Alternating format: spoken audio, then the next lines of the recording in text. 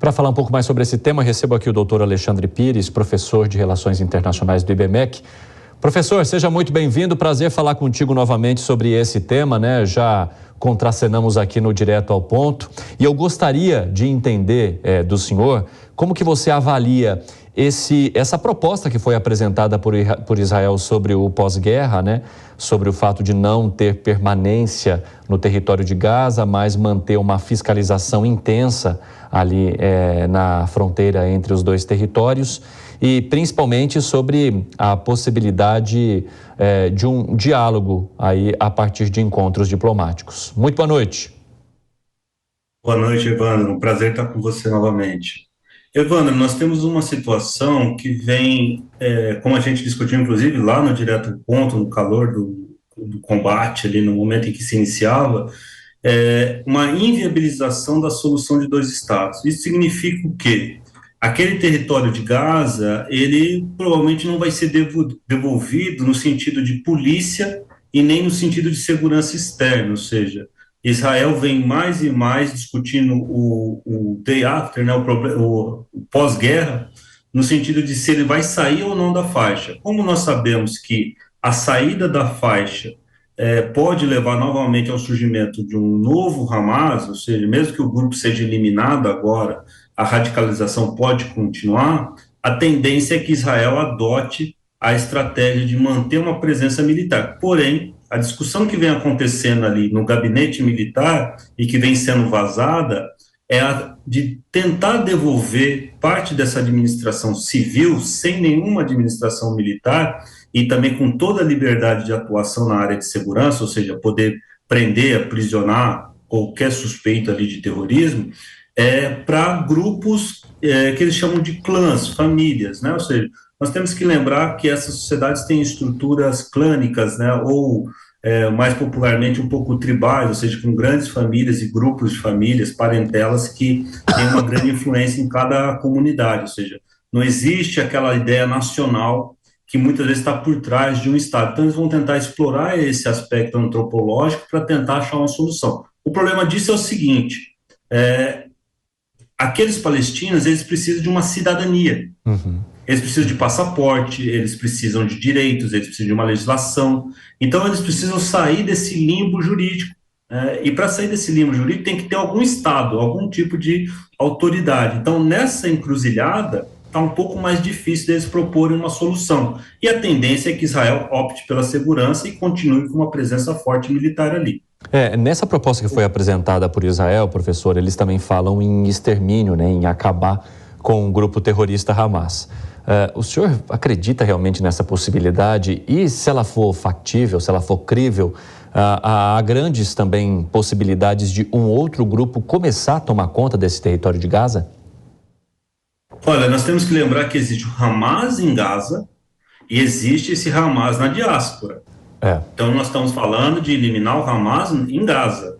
Esse é possível de ser mapeado. A questão é que em todos os territórios em volta, nós temos que lembrar que tem 5 milhões de palestinos numa diáspora no Oriente Médio. Não estou nem falando dos que estão na Europa, Estados Unidos, América, não, só ali nos países em volta. Só na Jordânia, em que eles têm até uma cidadania jordaniana, temos 3 milhões. Né? Depois, ali no entorno, nós temos mais ou menos 2 milhões. Então, os radicalizados que estão em torno vão continuar sendo Hamas. Né? É claro que o que nós percebemos? Israel tem tentado fazer aquela saída numa direção só. Ou seja, todo mundo que sair não vai voltar e todo mundo que está fora não vai entrar. Ou seja, nós vamos tentar controlar o movimento dessas populações para fazer com que qualquer grupo radicalizado não consiga mais ter acesso a Gaza, né? Nem pelos túneis, nem pela fronteira, nem disfarçados de refugiados, nem disfarçados de cidadãos. A própria matéria aí que foi feita, né, mostra brilhantemente que a suspeita de Israel é que nos grupos de refugiados existam radicalizados disfarçados. Então há uma preocupação muito grande de caçar, capturar, neutralizar essa ameaça. E aí, claro, radicais palestinos sempre existirão, porém teremos também os moderados. O que Israel quer fazer? Ele quer pegar esses moderados que fazem parte dessas grandes famílias e tentar envolvê-los na administração do território. Nós estamos caminhando para uma discussão que aconteceu nos últimos anos dentro ali de Israel, que é uma solução que eles chamam de vários estados ou de Emirados Palestinos. Né? Essa discussão vem sendo feita, nós até conversamos disso lá no Direto ao Ponto um pouco.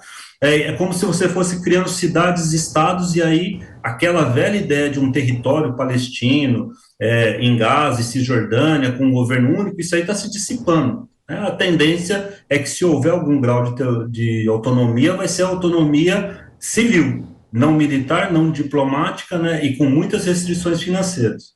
Agora, professor, trazendo um pouco para as questões internas de Israel, né? Nas várias vezes, nas conversas que eu tive com as pessoas que moram em Israel, que de alguma forma estão envolvidas nesse conflito, sejam por reféns que conhecem, sejam por parentes que estão no campo de batalha, elas sempre disseram que a questão política não seria discutida naquele momento, ou que, embora elas não concordassem com Benjamin Netanyahu, que elas não discutiriam se ele deveria permanecer ou não no cargo ali enquanto esse conflito durar. E aí eu gostaria de entender do senhor como é que o senhor avalia a possibilidade de permanência ou não de Netanyahu neste cargo e, ao se falar de uma sucessão ou daquele que virá, né, quais são os desafios de quem deva assumir esse cargo caso a população entenda que ele precise se retirar, seja por conta das questões políticas, a crise política que já vivia antes do ataque, seja também por conta do ataque que fez muita gente entender que Israel falhou de alguma forma. Sim, a falha foi brutal, ou seja, toda a sensação de insegurança veio à tona, né? A gente, inclusive, comentava isso lá 3 meses atrás, ou seja, demorou 48 horas para eles retomarem a parte sul do território.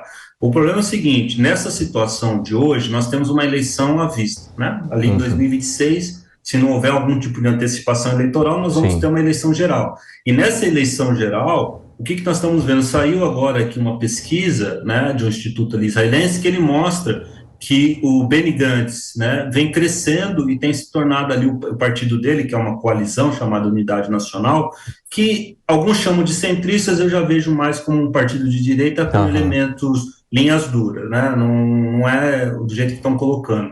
Ela vem crescendo, que era uma desconfiança lá no início da nossa conversa, inclusive, né? Nós falávamos que podia haver um crescimento da linha dura ali dentro do parlamento israelense. Isso vem sendo mostrado, e nessa situação, a reeleição do Netanyahu como primeiro-ministro fica limitada. Não é que ele vai vai sair do Knesset, não é que ele vai sair do parlamento, mas talvez o partido dele não consiga ser governo, mas pode estar em coalizão. O Likud, que é o partido do Netanyahu, pode estar em coalizão com a Unidade Nacional.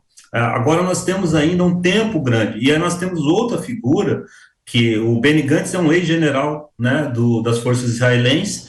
Nós temos também o Yoav Gallant, que é uma figura de destaque, que é o ministro da Defesa, e parece que o Netanyahu tem sido visto ali dentro do Israel como uma figura que não está tomando as decisões militares, ou seja, é como se ele tivesse passado, né, para esses generais que fazem parte ali do gabinete de guerra, essas principais decisões. E esses generais têm sido percebidos pela população israelense como as figuras que estão garantindo a segurança e que sabem o que fazer. E isso pode levar a uma grande mudança no Knesset que nós não vimos aí nos últimos 20 anos. Então isso é uma novidade e está na conta. Porém, o Netanyahu, por incrível que pareça, tem se contido e sido pragmático, o que pode contar pontos para ele. Ele pode ser visto como alguém que se sacrificou eleitoralmente, e lá no final ele dá uma virada. Isso é importante. Nós temos que levar em conta isso, essa seriedade que ele tem mostrado ali no desenvolvimento do combate. Professor, só para a gente finalizar, já mencionamos a questão dos planos de Israel e das possibilidades em relação ao grupo terrorista Hamas e a faixa de Gaza, mas nós estamos vendo também uma intensificação do conflito que envolve o norte de Israel com o grupo Hezbollah, que atua no Líbano. A diplomacia aqui, ou um acordo aqui no lado de Gaza, pode, de alguma forma, interferir também ou amenizar a situação que Israel está vivendo em relação ao Hezbollah, ou são guerras e lutas completamente diferentes? Não, elas são interligadas porque elas drenam forças, tanto forças financeiras quanto militares. Então, se em algum momento houver a neutralização da ameaça em Gaza, Israel pode concentrar sua força no norte. O Hezbollah, quando perceber que vai haver essa virada, ele pode recuar para não trazer a guerra plenamente para o território, para a faixa sul. Nós temos que lembrar que o sul do Líbano já foi ocupado militarmente por Israel nos anos 80, então isso é uma possibilidade. E, claro, tem se visto ali que Israel sabe dos alvos, inclusive atacou Beirute, que é uma coisa que não se via há décadas, né? Não é há anos, há décadas, e isso pode fazer com que a guerra aconteça. Nós temos que lembrar que dentro do Líbano há também um dissenso, né?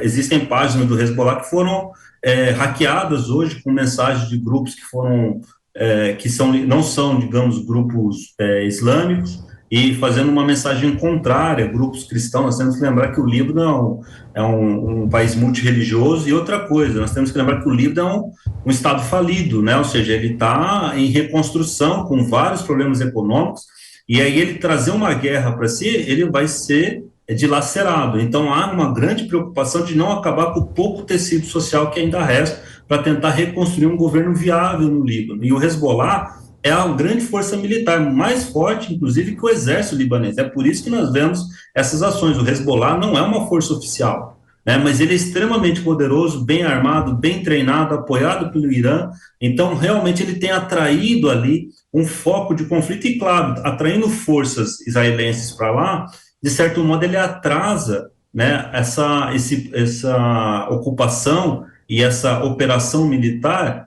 em Gaza, ou seja, então os dois elementos estão interligados e podem ter desenvolvimento complexo, difíceis de prever, inclusive ao longo do ano. Alexandre Pires, professor de Relações Internacionais do IBMEC, obrigado pela conversa hoje, ótimo domingo para o senhor. Igualmente, Evandro, até. Até a próxima.